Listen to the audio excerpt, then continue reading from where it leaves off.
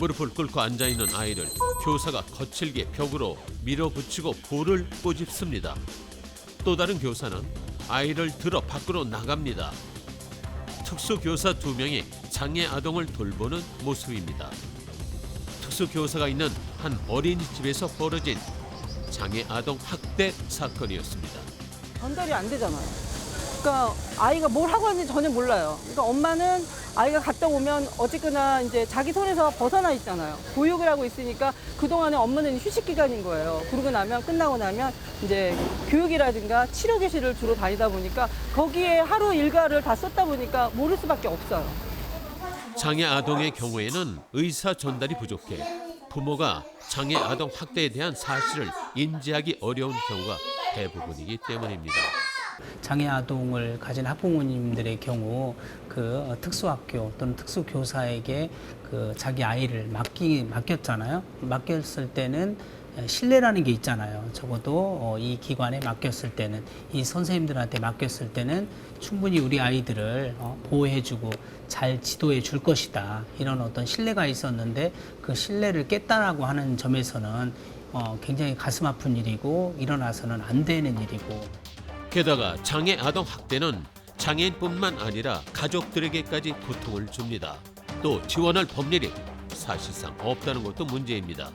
여러분은 장애 아동 학대에 대해 얼마만큼 알고 계십니까? 그리고 현재 대한민국은 장애인과 그 가족들을 어떤 시선으로 바라보고 있을까요? 현장 포착 사실은에서 알아보겠습니다.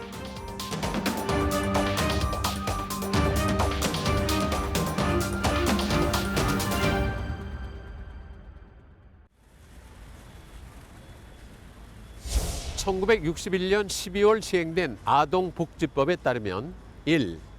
아동 부모의 성별, 연령, 종교, 사회적 신분, 재산, 장애 유무, 출생 지역 등에 따른 어떤 차별도 받지 말아야 한다. 2. 완전하고 조화롭게 인간적으로 발달하기 위해서 아동은 안정된 가정 환경에서 행복하게 자라야 한다. 3. 아동에 관한 모든 활동에서 아동의 이익에 가장 큰 우선순위를 두어야 한다는 아동 권리가 나와 있습니다. 자, 아주 오래전에 만들어지고 시행된 만큼 이 아동 권리가 잘 지켜지고 있을까요? 그것을 알아보기 위해서 먼저 알아봐야 할 것이 장애 아동에 대한 권리입니다.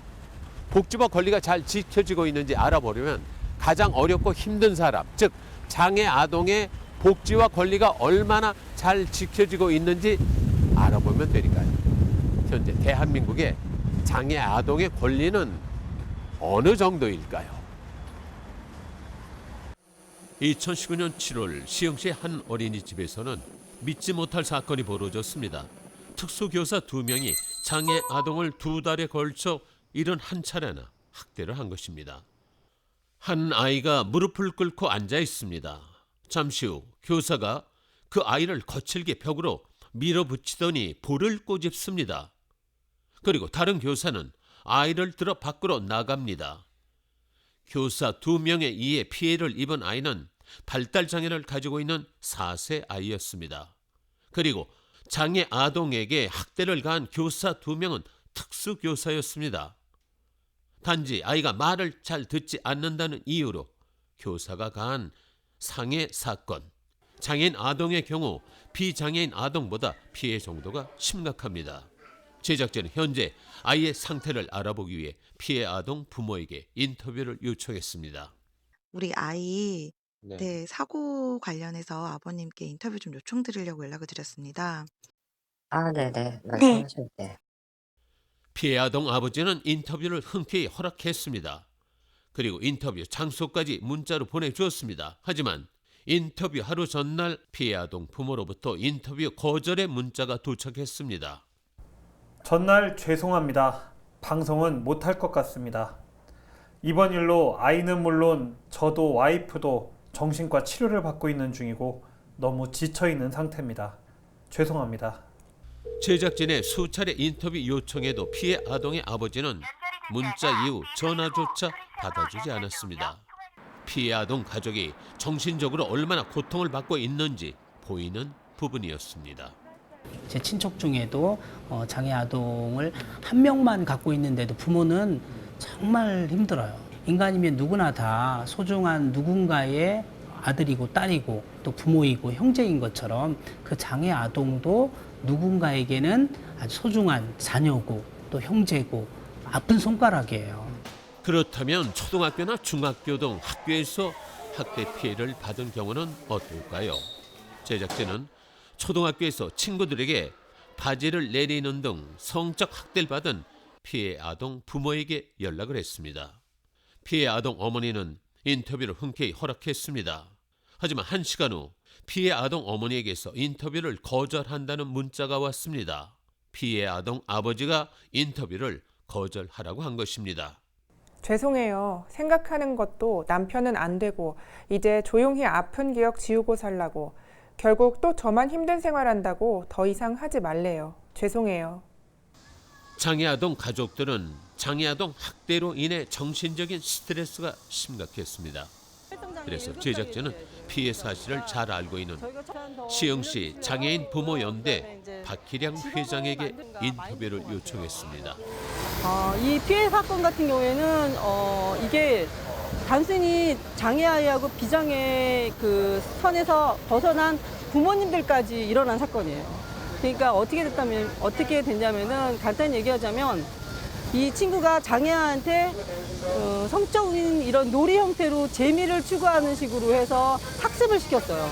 바지를 벗는다든가 그것도 애들이 있는 상황에서 그러다 보니까 아마니 비장애 아이들한테도 이 피해가 간 거예요. 그러다 보니까 그 피해를 당한 친구들이 학교 선생님한테 얘기하다 보니까 학폭이 열릴 정도로까지 번진 그런 상황이다 보니까 이 장애아이가 피해자이면서도 가해자가 되는 이런 상황이 발생된 그런 사건이에요, 사실. 그래서 사건의 내용은 이랬습니다. 1차적으로 비장애인인 아이가 장애 아동의 바지를 내리는 등의 행위로 장애 아동으로 하여금 성적 행동이 놀이로 인식하게 만들었던 것입니다. 그래서 장애 아동은 친구들이 좋아한다고 생각해서 바지를 계속 내리는 행동을 하게 됐던 것이죠. 결국 비장애 학생은 장애 아동에게 성적 수치심을 느끼고 학교폭력위원회에 신고를 했습니다. 장애 아동은 피해를 입은 것과 동시에 가해자가 된 것이죠. 그리고 가족들은 그것을 무마시키려는 학교에 의해 장애 아동을 전학시키는 일을 겪게 됐습니다. 결국 장애 아동 학대 사건으로 인해 2차, 3차 피해까지 입게 된 것이죠. 이 사건의 이야기를 들은 다른 장애 아동의 가족들은 이런 사건이 많다고 했습니다. 그러면서 직접 겪었던 이야기를 해주었습니다. 마음이 제일 아프죠. 저희 아이도 초등학교 3학년 때 반 아이한테 발로 얼굴을 맞아가지고 탁자에 뒤통수를 맞은 적이 있어요. 그 뾰족한 모서리에. 그래갖고 혹도 났었는데 그거에 대한 얘기를 선생님은 이제 괜찮을 거다 생각하고 그냥 넘어가시려고 했었던 부분이 아이들이 그 반에 있는 아이들이 저한테 알려줬어요. 아줌마 저희가 얘를 때려서 여기 다쳤어요 라고 얘기를 해주더라고요. 그러니까 심하게 다친 건 아니지만 그 얘기를 제가 들었을 때 너무 마음이 아팠었어요. 그래서 과거 장애인 관련 사건의 경우를 살펴보면 장애인, 특히 장애 아동과 관련된 사건은 지금까지 제대로 알려지거나 해결된 사건이 없습니다. 특히 장애 아동의 부모들은 장애인 관련 사건이 보도될 때마다 이슈만 되고 해결되지 않는 부분이 답답하다고 말했습니다. 방송에서 그런 화면들이나 아니면 그런 메시지를 들었을 때 아마 온 국민이 다 그거에 대해서 안타까운 마음은 가지고 있지만 실질적으로 그거에 대해서 어떻게 개선을 해야 되고 어떻게 더 이상 그런 일들이 벌어지지 않게 하기 위해서 애쓰는 건 없어요. 그냥 단지 이슈화 돼가지고 그 순간에 그런 일이 있었다. 그냥 다음에 이런 일이 없도록 장애인식 개선 교육이나 하고 그냥 또 그걸로 끝인 거예요. 그런 부분에 있어서는 이런 일이 일어날 때마다 더 이상 반복되지 않는 방법적인 게 나와야 되는데 실질적으로 그거에 대해서 나서서 적극적으로 검토하고 노력하고 하는 거에 대해서 직접적으로 피부로 느껴지지 않으니까 답답함이 많은 거죠. 자기 일이 아니면 관심을 두지 않는 이 사회는 언제나 그렇듯 해결 없이 오늘도 내일도 같은 일이 반복된다고 말입니다. 천천히 가면 함께 갈 수 있어요. 사람들은 언젠가부터 천천히 가는 사람에게서 답답함을 느끼게 됐습니다. 빨리빨리 가는 것만이 정답인 듯 느린 것이 틀린 답이라고 말하는 세상이 된 것이죠. 하지만 이제 잠깐 멈춰서서 우리가 놓치고 가는 것은 없는지 점검해야 합니다. 바쁘다는 핑계로 지나쳐서는 안 되는 것이 있기 때문이죠. 지금부터 그것에 대해서 알아보도록 하겠습니다. 손에 꼽을 수조차 없을 만큼 우리가 알고 있는 장애인 학대 관련 사건은 과거부터 많이 존재해 왔습니다. 이번 시흥시 한 어린이집에서 특수교사 2명이 장애 아동을 폭행한 사건도 마찬가지였습니다. 장애 아동의 부모가 피해 사실을 인지한 것은 피해 아동이 71차례나 학대를 받은 뒤였습니다. 사실은 그 어린이집 선생님들이나 특수학교 선생님들이 엄청 고생하죠. 사실은 나이 어린 아이들이나 특수 우리 장애 아이들이 쉬운 아이들은 아니지 않습니까?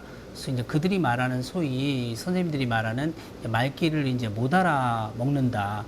그렇게 얘기해서 이제 훈육과 학대를 이제 구분을 못하는 경우가 생기잖아요. 그러니까 왜 이제 지금 발생하는 많은 사안들에 그 선생님들한테 왜 장애 아동을 때리거나 폭력을 가했느냐 그러면 그건 훈육 차원이었다 이렇게들 말씀하시잖아요. 그거는 그러니까 훈육과 학대, 엄연히 말하면 훈육과 학대를 구별해야 되는데 구분을 못하는 데서 생기는 거고요. 김영태 대표는 현재 장애 아동 학대뿐만 아니라 아동 학대가 일어나는 이유를 훈육과 학대를 구분하지 못하는 인식의 문제로 보고 있었습니다. 무엇보다 장애 아동을 둔 부모로서 속상한 것은 의사 표현이 안 되는 경우 누구도 학대를 받은 아이의 마음을 모른다는 것입니다. 저도 이제 장애 아이를 키우다 보니 선생님이 그런 행동을 했었을 때는 분명히 물론 어떤 그냥 원인적인 부분도 있을 수 있었겠죠. 이제 뭐 이렇게 조심스럽지 못한 행동이나 아니면은 저희 친구들이 순간적으로 그런 행동들이 있었을 때 자기가 의도하지 않은 행동에서 나왔다라고도 뭐 얘기를 들려오는 경우도 있고 그건 물론 변명일 수도 있겠지만 그런 경우에는 굉장히 좀 속상하죠. 왜 이렇게밖에 될 수 없고 그리고 특히 저희 아이들 같은 경우 의사 표현이 제대로 안 되잖아요. 의사 표현이 안 되는 상황에서 그런 일을 당하고만 있었을 때 그 아이의 마음은 그 누구도 모르는 거거든요. 부모조차도 모르는 거거든요. 부모라고 해도 아이의 마음을 다 알지 못한다는 말, 그 부분이 바로 장애인에 대한 인식이 부족하다는 것이라고 장애인 부모들은 말하고 있습니다. 장애인이라고 해서 학대에 대한 고통도 모를 것이라는 생각의 착각이 바로 장애인에 대한 인식 개선이 필요한 부분이라는 것입니다. 장애인식에 대한 부분을 우리나라가 대대적으로 정말 그냥 해야 되니까 직장에서 그냥 잠깐 하고 마는 그런 연례 행사처럼 할 게 아니라 장애인에 대한 인식, 장애인은 장애인으로서 그 자세로 봐줘야 된다라고 저는 생각을 하거든요. 그러니까는 그렇게 바라볼 수 있는 시선들, 그거에 대한 그런 교육들뿐만이 아니라 같이 옆에서 서로 이렇게 살아갈 수 있게 하면 좀 더 좋지 않을까라는 생각을 하고 있어요. 장애인 인식 개선은 일회성으로 해서는 안 됩니다. 사회 전반에 걸쳐 교육과 홍보, 포럼 등 다양한 방법을 통해 지속적으로 이루어져야 합니다. 그래야만 장애인에 대한 인식 개선이 이루어질 수 있습니다. 그러면 장애 아동을 키우고 있다라는 어떤 건가요? 근데 저 같은 경우에 이제 지금 말씀하신 것처럼 장애 아이를 키우는 부모의 입장이 어떠세요라고 하는 질문이 비장애인 친구를 키우는 입장은 어떠세요라고 물어보진 않으시잖아요. 예, 그런 것처럼 저희 그 사회가 그 이전부터 이제 선진국의 대열에 끼었음에도 불구하고 지금 굉장히 낙후되어 있는 상황이거든요. 복지 그 혜택이나 이런 여러 가지 면들이. 비장애 아동을 키우는 부모의 입장이 어떠세요? 제작진조차 장애인과 비장애인에 대한 인식에 차별이 있다는 것을 깨닫게 하는 무릎이었습니다. 장애인에 대한 인식 개선이 무엇보다 필요한 부분이 아닌가 싶습니다. 그렇다면 이제 두 번째 해결책은 무엇일지 지금부터는 그것을 알아보도록 하겠습니다. 장애 아동 학대에 대한 바른 시선이 필요한 두 번째 부분은 전문가 양성입니다. 지난 7월 시흥시의 한 어린이집에서 장애 아동을 학대한 사람은 다른 누구도 아닌 장애인 전문 교사인 특수교사 2명이었습니다. 장애인 단체뿐만 아니라 비장애인들 모두가 분노했던 이유도 장애 아동을 케어하는 특수교사였기 때문입니다. 이 행동 지원이 필요한 친구에 대한 전문적인 지식이 있는 분들이 돼야 됩니다. 특수를 잘하고 그런 전문적인 지식이 부족한 거예요. 그러다 보니까 행동 지원이 필요한데 일종의 도전적 행동하는 친구들에게 행동 지원이 적절하게 필요한데 이분들은 특수교사는 학교에서 교육을 가진 전문적인 행동 분석 전문가는 아닙니다. 그러다 보니까 적절한 지원 방법을 모르게 되는 거죠. 그래서 AAC 과정을 만들어서 행동분석 전문가 과정을 만들어서 한국형 행동분석 전문가를 양성해서 충분히 배치할 필요가 있다라는 게 그것만이 이 지금 문제를 해결할 수 있는 인식의 전환만 가지고 문제가 해결이 되지는 않을 것 같습니다. 근본적인 행동에 대한 지원의 정책들이 따라가야 된다.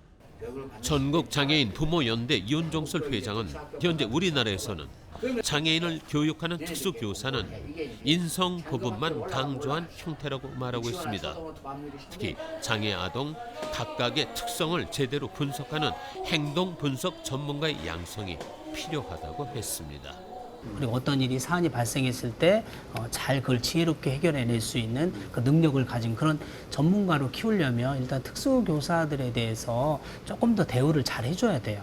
처우나. 왜냐하면 어려운 아이들을 우리가 의사들에 대해서 대우나 처우가 좋은 이유가 환자들을 대상으로 하는 직업이기 때문에 그들을 전문가로 인정하고 그들에 대해서 사회적인 대우를 높이 해주는 거잖아요. 마찬가지로 장애 아이를 지도하고 돌봐주는 선생님들에 대해서 조금 더 처우나 사회적인 대우를 좀 잘 해줘야 조금 더 고급 인력이나 조금 더 사명감이나 헌신하겠다는 마음가짐으로 그 직업을 선택하는 사람들이 많을 거고요. 김형태 대표는 장애 아동을 위한 전문 교사를 제대로 양성하기 위해서는 무엇보다 전문성을 강화해야 하고 양성 과정에서부터 인성과 능력을 가진 사람을 뽑아야 한다고 말했습니다. 거기에 전문 교사에 대한 지원도 아끼지 말아야 부분이라고 덧붙였습니다. 그리고 장애인 전문가에 대한 처우 개선에 대한 부분도 꼬집었습니다. 그들 스스로 자부심을 느낄 수 있는 지원과 처우 개선은 장애인에 대한 서비스로 나타날 수 있다는 것이죠. 그럴 때 장애 아동 학대 사건도 줄어들 것이고 인식도 바뀔 것이라고 말했습니다. 현재는 이제 곳곳에 이제 보육하고 교육하고 또 케어하는 여러 서비스 인력들이 많이 있습니다. 학령기부터 시작해서 성인기까지. 그럼에도 불구하고 아직까지 장애에 대한 감수성이 좀 부족한 게 사실인 것 같습니다. 교육기관에서조차도 좀 그런 경향이 있을 수 있고요. 그럼에도 불구하고 한국 사회가 많이 진보하고는 있습니다. 그래서 이런 것들을 조금 더 체계적으로, 조금 더 공적인 기관에서 조금 더 양성하는 시스템이 필요하지 않겠나라는 게 저희들 생각입니다. 장애 아동의 부모 외에 아이를 가장 많은 시간 돌보는 사람이 교사입니다. 장애 아동을 케어하는 데에는 전문적인 지식과 인성을 가진 사람이 필요하죠. 그러기 위해서는 전문가 양성과 전문가에 대한 지원이 필요한 것입니다. 인성만으로는 전문적으로 장애 아동을 케어할 수 없습니다. 교육 전문가와 장애인 부모는 이 부분에 있어서 무엇보다 정부의 지원이 필요하다고 말하고 있습니다. 장애인에 대한 인식 개선이 필요하다. 장애인 전문가 양성에 있어 지원이 필요하다. 자, 그렇다면 장애 아동의 학대를 해결하는 데 필요한 나머지 하나는 무엇일까요? 전문가와 장애인 부모는 한 목소리로 이것이라고 말하고 있습니다. 그것이 무엇인지 지금부터 알아보도록 하겠습니다. 장애 아동에 대한 학대로 입은 피해 아동 가족뿐만 아니라 장애인 가족이라면 누구나 겪는 정신적인 스트레스를 안고 있습니다. 그 사회의 시선? 그게 제일 힘들죠. 장애가 있다라고 하면 일단 색안경을 쓰고 보는 경우가 제일 많고요. 그리고 그러니까 장애 아이니까 힘들겠다. 뭐 장애 아이니까 어떻게 키워? 뭐 그런 것도 많이 물어보시고 또 이제 너무 힘들면 뭐 이제 혼자 가서 울기도 하고 그러긴 하는데 어떻게 보면 사회의 시선이 제일 어렵죠. 장애인도 장애인을 가족으로 둔 사람들도 모두 사회로부터의 시선이 두렵고 어렵습니다. 이 아이한테 필요한 보장구나 여러 가지 혜택 면에서 지원을 좀 받을 수 있을 것이다 라는 기본적인 정보뿐이었지 병원에서도 그렇고 주변에서도 그렇고 어떻게 키워야 되고 물론 저도 무지하니까 그런 거를 찾아다닐 여력이 없는 거죠. 그런 거를 아예 처음부터 생각할 여유조차도 없었던 거죠. 받아들이는 그 시간이 너무 크게 다가왔기 때문에 길어지다 보니까. 그리고 이제 학교 들어가면서 엄마들하고 교류하게 되면서 저 스스로도 찾아다니게 되고 이제 그렇게 나아졌던 거죠.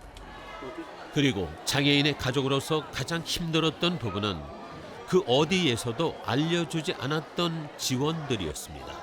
지원은 분명히 있는데 어디에 가서 어떻게 알아보고 어떻게 받는 것인지 알지 못한다는 것입니다.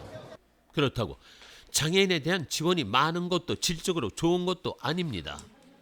그래서 장애인 가족에 대한 지원은 꿈도 꾸지 않았습니다. 그것은 지금까지 장애인의 가족으로서 감내하고 인내해야 했던 고통이었는데도 말입니다.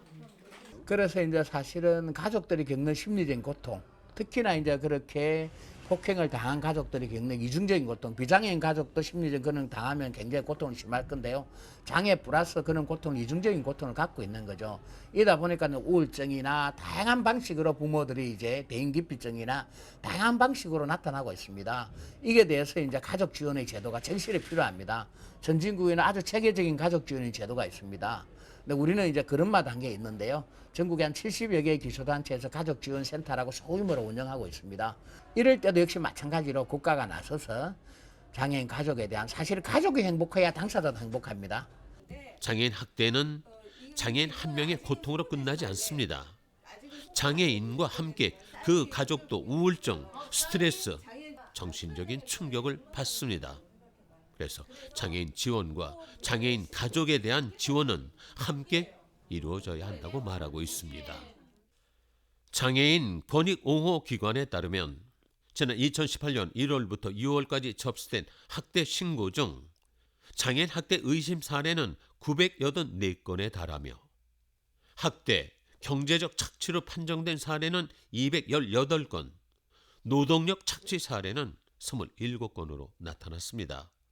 전체 학대 피해 장애인의 77.1%가 의사소통에 어려움을 겪는 지적장애, 자폐성 장애, 정신장애를 가진 것으로 파악됐죠.